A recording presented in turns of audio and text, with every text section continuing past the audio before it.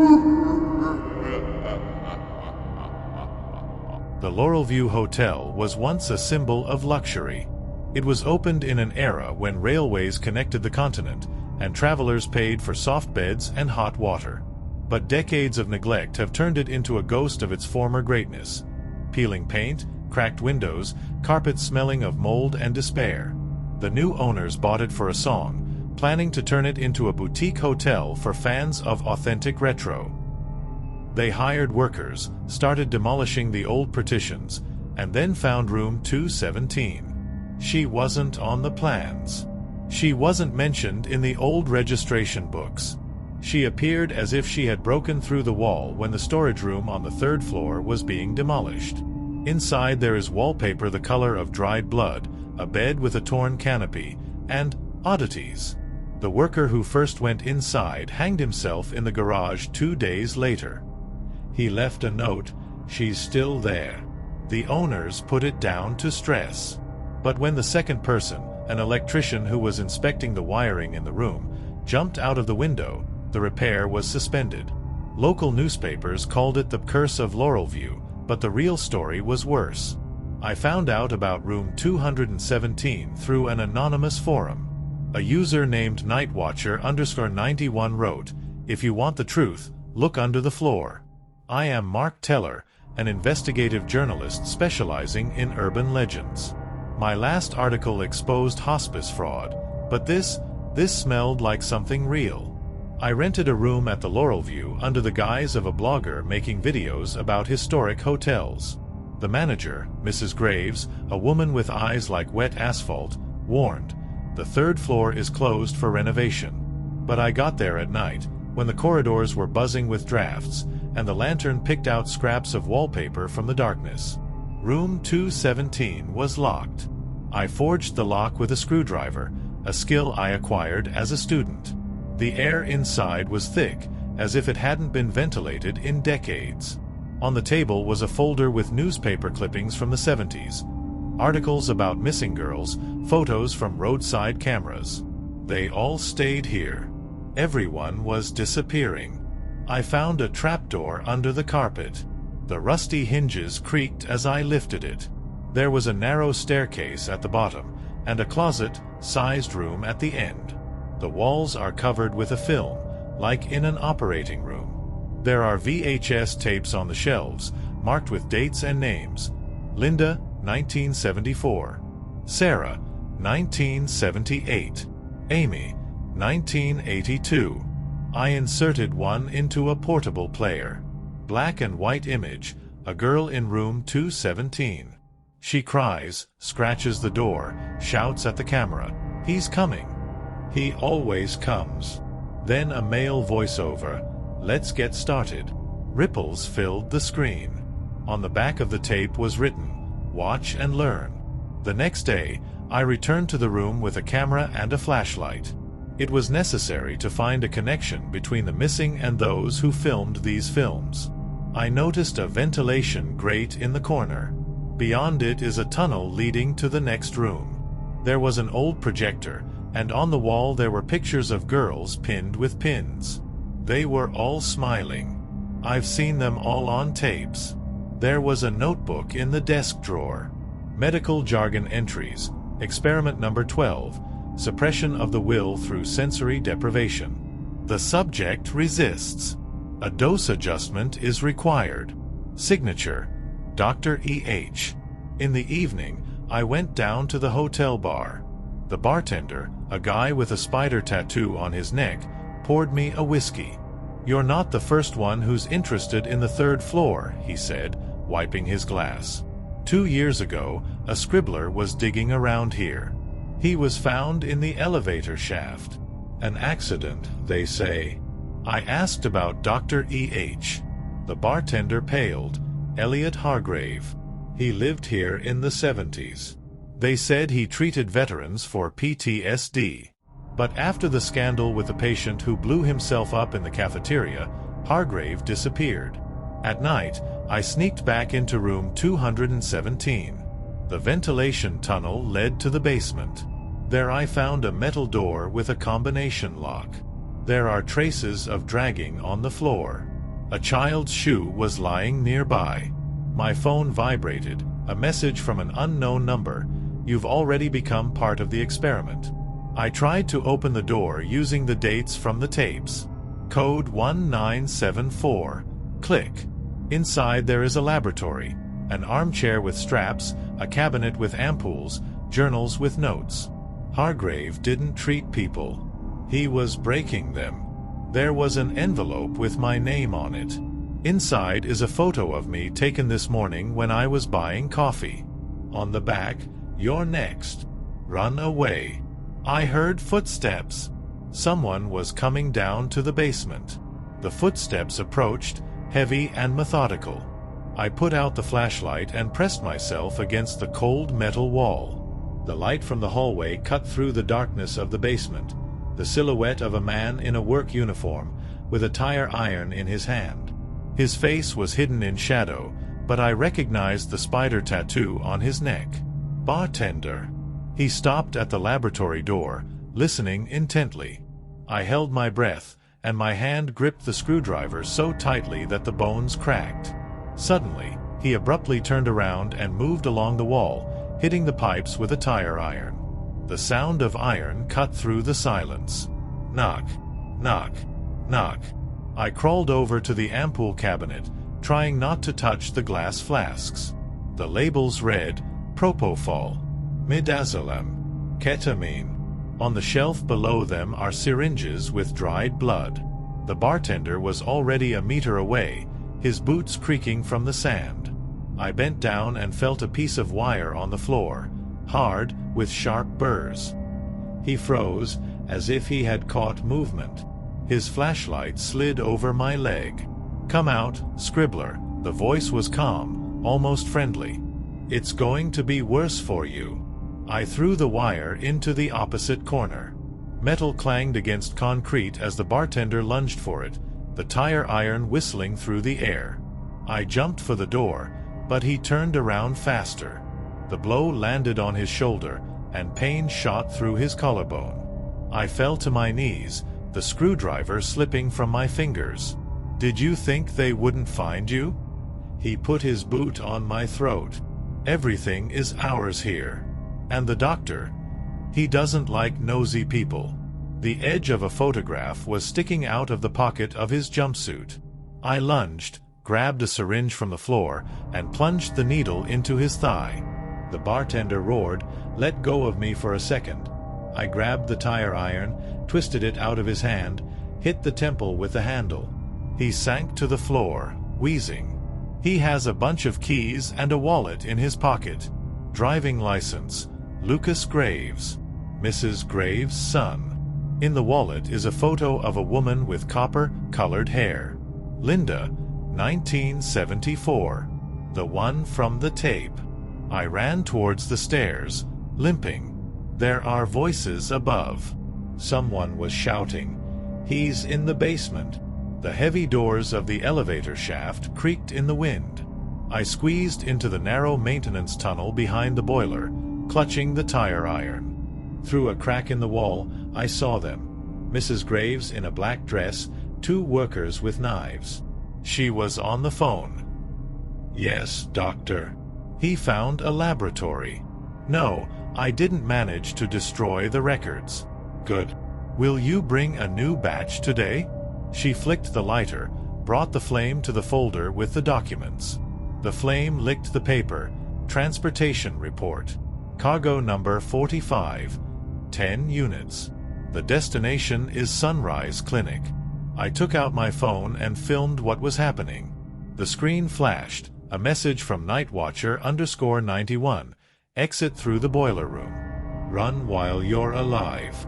The boiler room was a maze of rusty pipes. I stumbled over a box of empty Sunrise Pharmaceuticals label bottles.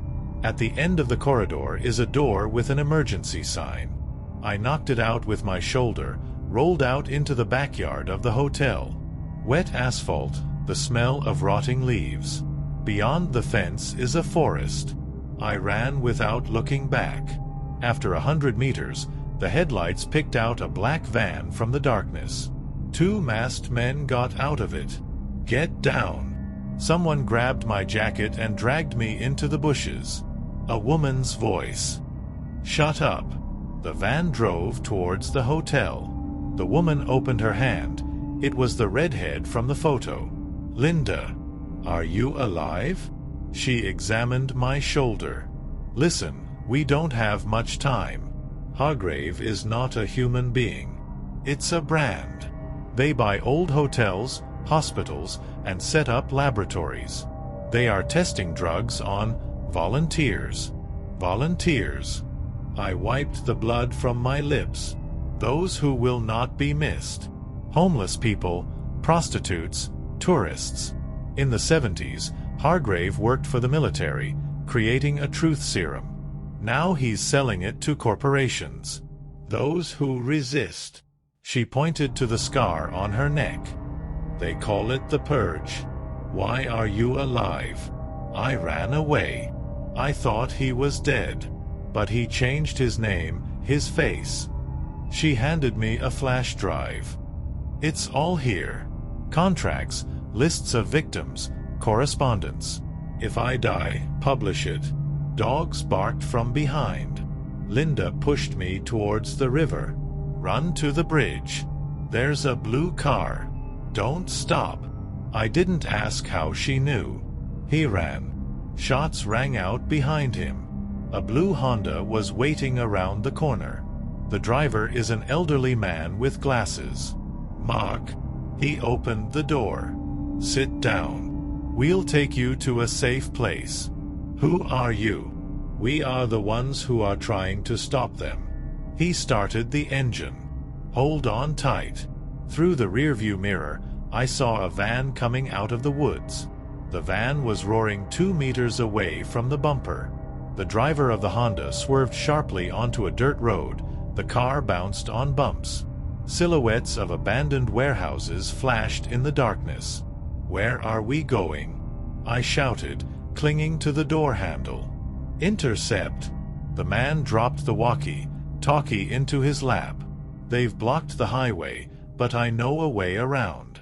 A voice from the walkie-talkie. "Alpha Group, target in Zone 7. Eliminate before data transmission." The rear-view window shattered from the bullet. I ducked down and took out a flash drive. There is a snake-shaped scratch on the case. "Do you have a laptop?" I asked. "In the glove compartment." I opened it. The encrypted folder on the flash drive required a code. I remembered the inscription from the tape. "Watch and learn. Introduced 1974 Linda. Access is allowed. Documents, videos, lists." Sunrise Clinic was just a node in the network. Pharmacological trials on humans in dozens of countries. Politicians, judges, CEOs of corporations are all in the mix. "Look." The driver pointed to the GPS. A signal was flashing on the screen. We were being followed through my phone. I threw it out the window, but the van wouldn't let up. The driver braked sharply, and the van sped past. We drove into a dilapidated hangar. "Here." The man jumped out, pulling me towards the trapdoor in the floor. "Quickly." Below us is a bunker with servers and screens. There is a world map with place marks on the wall. "I'm Carl." He took off his glasses. "Former biochemist at Sunrise. They killed my daughter when I tried to leave." He connected the flash drive to the server. The data started uploading to the network. "We have 3 minutes until the system blocks the leak." Carl glanced at the cameras. "They're already here." On the surveillance screens, men in black were getting out of the van. Among them is Mrs. Graves with a shotgun. "The exit is through the tunnel." Carl pointed to the pipe. "It leads to the river. The boat is waiting." "And you?" "I'll finish what I started." He took out his pistol. I climbed into the chimney, hearing screams and gunshots behind me. The tunnel led down into the icy water. I dived, following the sound of the current. He surfaced at an old dam. There was no boat. There are tire tracks on the shore. Suddenly, The headlights blinded me. "Good evening, Mark." A man in a white coat came out of the shadows. "Dr. Hargrave." His face was unnaturally smooth, as if a novice had used a plastic surgeon. "You have exceeded my expectations." He nodded at the guard. He hit me with a stun gun. The pain from the electric shock was replaced by an icy chill. I woke up chained to a chair with leather straps. The room resembled a sterile operating room. White tiles, bright lamps, the smell of bleach and something sweet, like in a morgue. Syringes, scalpels, and a vial of clear liquid are on the table next to it. Label: SEEB-74. An inhibitor of free will. Party number 9-inch. Dr. Hargrave was standing at the monitor, examining my vital signs. "Do you know why all your predecessors lost?" He turned around, holding my flash drive in his hands. "They believed in the truth. And the truth is poison." I yanked at the straps, but they bit into my wrists. Monsters are the ones who pay me. Politicians who want to control the rioters. Businessmen who dream of obedient employees. Even parents who are ready to turn their children into perfect robots. He came closer, emptiness reflected in his eyes. "I'm just a tool." The door opened. Mrs. Graves came in, pushing a cart with an EEG-like device in front of her. "The drug is ready, doctor." Her voice sounded like the rasp of metal. Hargrave pulled on his gloves. "You will be our triumph, Mark. A self-exposed journalist. After the injection, you will write that all this is the nonsense of an addict. And then," he held the syringe up to the light, "you will be the perfect courier. The mind is mine, the body is yours." The needle entered the neck. The world swam. I saw Mrs. Graves connecting electrodes to my temples. The screen blinked, frontal lobe suppression, 40%. Suddenly, a siren rang. A message popped up on the monitor. "System hacking. Data leakage is 100%. What have you done?" Hargrave slammed his fist on the keyboard. Carl's voice came from the walkie-talkie, hoarse and choppy. "I made it." The pop of a gunshot, then silence. Hargrave ran out of the room, shouting to the guards to shut down the server room. Mrs. Graves ran after him. The injection slowed down my movements, but I noticed that one electrode was not fixed. With difficulty, I reached the metal plate with my tongue and touched it. Electric shock. The pain brought back clarity. I yanked at the straps, tearing the skin on my wrists. There was a scalpel on the table, and I grabbed it and cut the straps on my legs. The hallway was empty. There are traces of blood on the floor leading to the elevator. Inside is the corpse of a guard with a knife in his throat. Carl was lying next to her, holding a portable hard drive in his hands. "Take it," he whispered. "Everything is there." I picked up the disc. There is an engraving on the case. Sunrise. The Pavlov Project. The elevator opened on the ground floor. There was a fire in the lobby. The guards were putting out the fire in a panic, and the guests were running out of the front door. All this was a cover for Hargrave's evacuation. I went out the back door and into the parking lot. A black limousine with tinted windows was starting the engine. I hid behind a trash can and took out Carl's phone. The last video on the screen. Hargrave gets into a limo with a suitcase. The coordinates have been sent. Wait for the signal. A message from Linda. The roar of the engine. The limo pulled up to the gate. I jumped into the back of a Sunrise truck parked nearby. Inside there are boxes with ampoules and the girl's body in a transparent bag. Amy, 1982. Her face was disfigured by chemical burns. The truck started moving. I heard the driver's voice through the crack in the partition. "The base is 20 miles away. The doctor wants to start the tests before dawn." We drove for an hour. We stopped at an abandoned military base. Hangars surrounded by barbed wire, cameras on towers. The driver got out, shouting to the technicians to unload the cargo. I got out through the tailgate and made my way to the ventilation shaft. Inside there is a maze of air ducts. Through the bars, I saw the lab. Hargrave was injecting a drug into a handcuffed teenager. "This is a new generation," he told the assistant. "They won't ask questions. They won't be afraid." Suddenly the light went out. Sirens wailed. Linda, covered in blood, jumped out of the shadows, shooting at the generator. "Mark!" She threw the gun at me. "Destroy the servers." Hargrave ran to the elevator. "I'll follow him." The elevator led to the underground level. The door opened into a room covered with screens. There are faces on them. Politicians, celebrities, children. Everyone is connected to the system. They're already part of the project. Hargrave pressed the button. "You destroy me, you kill them." On the table is a laptop with a Pavlov interface. I inserted Carl's CD. The virus started erasing the data. "No." Hargrave drew his knife. We struggled among the blinking screens. He plunged the blade into my side, but I managed to hit his arm with a taser. His face twitched, and the skin on his cheek tore, revealing scars. "Look at you!" I shouted. "You're their guinea pig." He froze, touching his face. At this point, the virus has shut down. The screens went blank. The sirens stopped.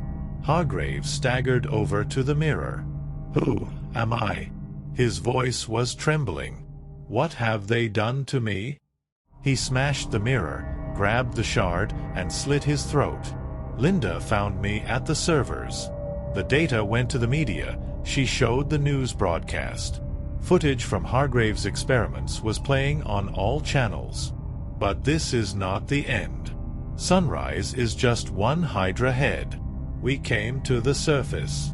Dawn was turning the sky blood red. "Where to now?" I asked. "Into the shade." Until they found us, she got behind the wheel of the jeep. "Are you going to keep digging?" I looked at the data disk. My name was on the list of candidates somewhere in there. "I will." The jeep disappeared into the dust. But I remained standing, holding in my hands the only weapon, the truth from which there is no escape. The city greeted us with concrete silence. Linda drove the jeep through the back streets, avoiding the cameras. I was flipping through the files on Carl's CD. Among the thousands of documents, a name surfaced: Operation Mirror, infiltration into law enforcement agencies. A list of Sunrise agents in the police, the prosecutor's office, even the FBI. "They're everywhere," I whispered, showing Linda the screen. "So, you can't trust anyone." She turned into the industrial zone. "We need an ally. Not from their list." We stopped at a garage with a sign that read Electronics Repair. Behind bars is a man in his 60s, with a soldering iron in his hand. Linda tapped on the glass with a special rhythm. "Old man, it's me. Open." The old man, who introduced himself as Irwin, turned out to be a former military communications officer. His workshop is a facade. Inside there is a server room with clean communication channels and an archive of merged documents for 20 years. Hargrave was a small fish. Irwin brought up a diagram on the screen. Here is Sunrise. Here are their partners: pharmaceutical giants, private military companies, banks. Everyone is connected through offshore companies. To take them head on is suicide. "Then how?" I asked. "Through a weak link." He enlarged a part of the diagram. "Kronos Bank. They launder money for all transactions. If you crack them, you'll get access to the entire network." At night, we made our way into the Kronos building through the ventilation. The security system was turned off by Irwin, but I heard footsteps on the 3rd floor. A guard with a dog. Linda pressed herself against the wall and took out the silencer. "Don't shoot," I pointed to the switchboard. I closed the contacts with a screwdriver. The sparks blinded the dog, and it tore away, dragging the guard with it. We broke into the server room. Linda connected Erwin's device, and the virus started downloading data. 30 seconds, she looked at the progress bar. On the camera screen, I saw the elevator coming up to us. 10 armed men in masks. They're here. We broke out the window, went down the fire escape. Bullets were flying from above. Erwin was waiting on the ground in a stolen van. Drive. Linda pulled me inside. The data from Kronos turned out to be a nuclear bomb. Transfers to senators, contracts for the supply of drugs to conflict zones, videos from tests on prisoners of war. But the key was a file called the Omega Protocol, a plan for the introduction of S-74 into the water supply system of large cities. Erwin passed the data on to trusted journalists, but an hour later his workshop was wiped off the face of the earth by a kamikaze drone. We barely managed to escape. They know we're here, Linda said, driving the van along the deserted highway. We need to publish everything now. No, I opened my laptop. The Omega Protocol is activated after 48 hours. If we put this online, they will speed up the plans. We must strike first. How? They have a laboratory for the production of S-74. Let's destroy it. The laboratory was located in a port terminal disguised as a fish cooler. We got in there with a truck loaded with liquid nitrogen. The guards change every 2 hours. Linda studied the schedule. We have a window of 15 minutes. We went to the workshop in plumber masks. Giant bioreactors were boiling with green liquid. I set the explosives, and Linda faked the camera data. Everyone, run. The alarm went off as soon as we got outside. The terminal burst into a ball of fire. The newspapers wrote about the tragic accident the next day, but the files of the Omega Protocol were already circulating on the darknet. Governments have launched investigations. Linda and I were sitting on the roof of an abandoned hotel, watching the sunset. It's not a victory, she said. They will rebuild the laboratory in a month. But now the world knows the truth, and we have something to dig into further. She nodded, pulling out a new CD marked Project Icarus. Somewhere below, in the shadow of the neon signs, we were already being watched. But this was only the first round in a war where the human mind is at stake. Linda and I stood on the roof, watching the city lights twinkle in the rain. She handed me the Icarus Project CD, but there was something familiar in her eyes. It's cold. Calculating. Open it, she said. It's got everything you need for the final blow. I inserted the disk into the laptop. The screen was filled with files on genetic modifications, blueprints for mind control implants. And suddenly, a video. I'm on the screen, in Hargrave's lab, strapped to a chair. Voiceover. The subject demonstrates resistance to C-74. It is recommended to proceed to the mirrored stage, the introduction of false memories to manipulate behavior. What is it? I whispered, but Linda was already holding a gun to my temple. Thanks, Mark. You played your role perfectly. She sounded like a robot. The Omega Protocol was a decoy. The real goal is to get you to destroy the old Sunrise network while we launch the new one. A clean one. Untraceable. I backed away, but she shot me in the leg. Pain shot through his body. Did you think Carl accidentally found you at the hotel? She chuckled. We gave you all the strings ourselves. Even Hargrave was expendable. His death is a theater for idealists like you. She bent down, snatching the CD from my hands. The Icarus Project is not about control. This is evolution. People will ask for implants themselves to become smarter, faster, and more obedient. And you, she cocked the trigger, will be a martyr. A hero who died in the fight against corporate evil. The shot rang out, but the bullet missed. A man in black jumped out of the darkness. Hargrave. His throat was wrapped in a bloody bandage, and his face was contorted with rage. "You traitor," he wheezed, grabbing Linda by the throat. They collapsed on the concrete, fighting for their weapons. I crawled towards the stairs, blood trickling down the steps. Sirens could be heard from below. The police, the media, everything according to Linda's plan. On the landing between the floors, I came across Irwin's corpse. In his hand is a note. They implanted a chip in her. Find the frequency of 122.7 megahertz. There is a portable radio transmitter in my pocket. I turned it on, entered the frequency. Linda, who was crushing Hargrave at the edge of the roof, suddenly froze. Her eyes rolled back in her head, and blood gushed from her ear. The chip overheated. "No," she whispered, releasing Hargrave. "I don't." He pushed her, and she disappeared over the railing. Hargrave, wheezing, crawled towards me, but I pressed the transmitter button again. His body jerked, and he went still. I saw cameras down there, among the police cars. The journalists shouted, "He's alive! A hero!" I lifted the disc as if I were going to crush it. The crowd screamed. But instead, I put it in my pocket.